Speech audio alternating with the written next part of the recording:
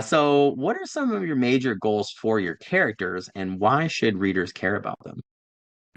So I think I think characters like make or break the book. Obviously like story is great, but everything in the book has to do with the characters.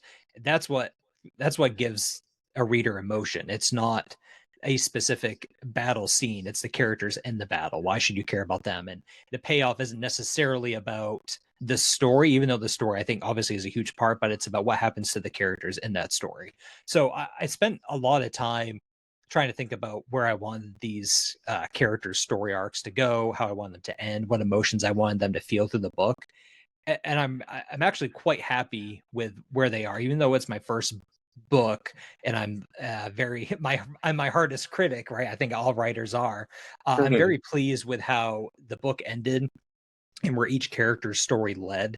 Um, I can't really say too much. Again, you'd have to read it for yourself. But I feel like it ends in a way where each character experiences something different, but also kind of some crossover, and they probably experience the same themes as the others.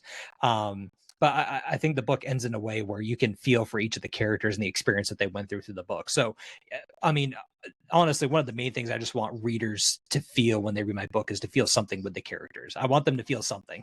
If there's anything I want them to get from it is when they close the book, they can say that they could relate to one of the characters in a way, or could, maybe they close the cover and they think for another day or so about what this specific situation meant for this character, and what life might look like after the book ends. So that was kind of my hope for the characters. I think it's perfect. Like I have a student at my school that I get it's the movie still for Lord of the Rings or the Return of the King, but like he just says the funniest things to me. Like we'll be going to, like one day somebody like last year in the spring was like, "Hey, come over here and do this thing," and he looks at me and he goes, "For Frodo," and just starts running.